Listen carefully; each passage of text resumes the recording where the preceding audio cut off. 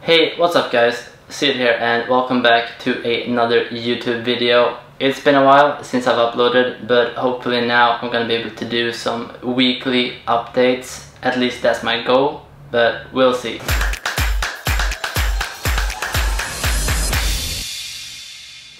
In today's video I'm going to show you a shoulder mobility routine that you can use to increase your shoulder mobility for handstands, overhead squats, bar muscle ups, and basically anything that requires you to place your arms overhead.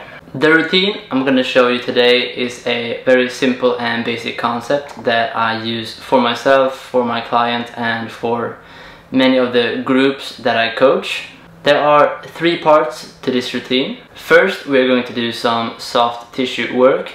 After the soft tissue release, we're going to do a shoulder mobility drill to take your shoulders to their end range of motion. And we're going to try to extend that range of motion.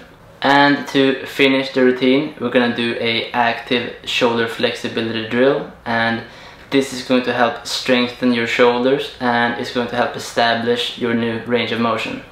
But enough talking, let's take a look at the routine. For our soft tissue work, we're gonna do some foam rolling on our lats, which can often be a contributing factor to poor overhead mobility. To get started, you simply want to grab a foam roller, lie down on your side with the arm straight and the palm facing the roof. Then you want to roll all the way down to the lats and all the way up towards the triceps and find the sticky points. You can spend about 30 to 60 seconds on each sticky point until you feel it starts to loosen up. Spend about 1 to 3 minutes total on each side. For our stretch to increase our range of motion, we're going to use the elevated cat stretch. This is one of my all-time favorites to increase shoulder flexion for handstands and overhead mobility. You want to place your hands on something elevated so your upper body is in a straight line. You want to keep the arms straight, engage your abs lightly, and remove any arch in the lower back. Then you want to push your chest towards the floor. Focus on moving your body with your breathing. So as you breathe in, you can come up a little, and as you breathe out, you can sink further down into the stretch. You want to hold this position for anywhere between 30 to 90 seconds. My recommendation is to go as long as you can until you feel that you can't get any further into the stretch. Directly after the cat stretch, we're going to move into the active flexibility drill to establish the new range of motion. Today we're going to use the prone press. So you want to lie down on your stomach with your feet together and the legs straight. Place your chin on the floor to avoid excessive movement in the upper back. Then you want to try and lift your stomach off the floor as much as you can to avoid compensation from the lower back.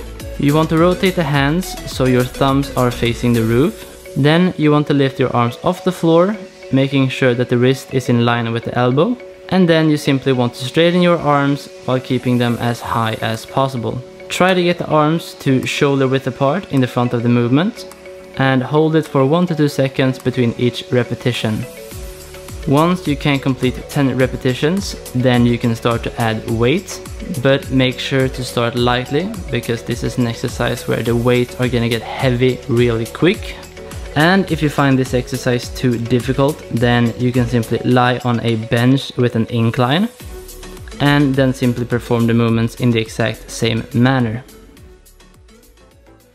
So you want to perform all of these exercises for 1 round. So you're going to start with 1 to 3 minutes of foam rolling your lats.